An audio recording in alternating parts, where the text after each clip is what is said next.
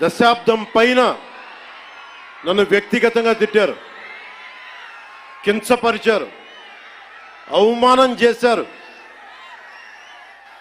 చాలా చాలా అవమానాలు పొందాం, పరాభావాలు చెందాం. ఏ రోజు పల్లెత్తు మాటల్లా స్థాయి పెరిగిపోయి ఏ ఏడు కొండల వాడైతే, ఏ కలియుగ దైవం ఆయనకి కూడా అపచారం జరిగితే మెత్తగా ఎందుకు ఊరుకుంటాం? మాట్లాడకుండా ఎందుకుంటాం? ప్రతి ఎలక్షన్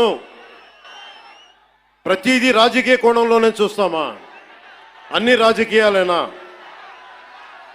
అన్ని ఓట్ల కోసమేనా?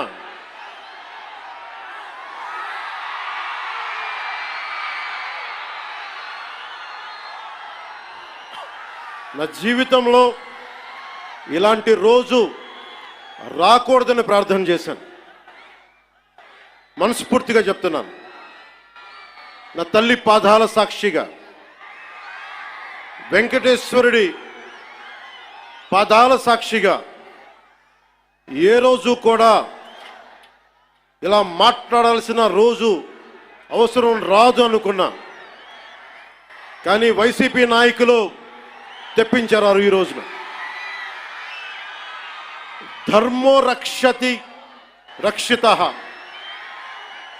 ధర్మాన్ని నువ్వు రక్షిస్తే ధర్మం నిన్ను రక్షిస్తుంది. దీనినే eminent jurist, legal luminary Nanabhoy Palkhivala గారు చెప్పారు ఒక మాట. ధర్మో రక్షతి రక్షత అని ఆయన చెప్పిన మాట. లా ఈజ్ కోడిఫైడ్ ధర్మాన్ని. ధర్మాన్ని ఒక క్రమంలో బిగిస్తే, ఒక చట్టంలో బిగిస్తే అది చట్టం అవుద్దని. ఈ రోజున నాకు అన్యాయం జరిగింది, నేను బయటికి రాలా. అన్ని ధర్మాలకి గౌరవం ఇచ్చే సనాతన ధర్మానికి ప్రతిరోజు కొన్ని దశాబ్దాలుగా అవమానం చేస్తూనే ఉన్నారు, భరిస్తూనే ఉన్నాం.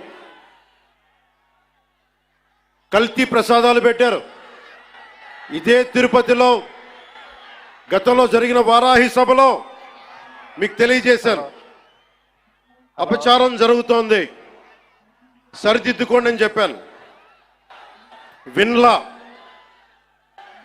11 సీట్లకి భగవంతుడు కుదించిన బుద్ధిరాల.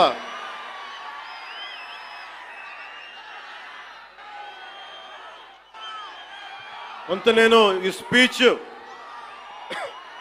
కొంత ఇంగ్లీష్లో కూడా మాట్లాడాల్సి వస్తుంది.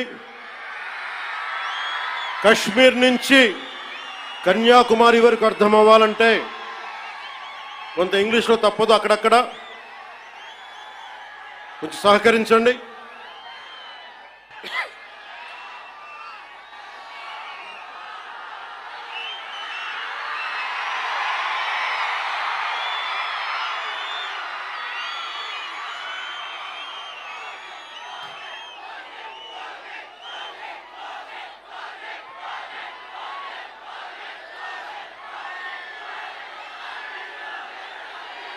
This is regarding మీరు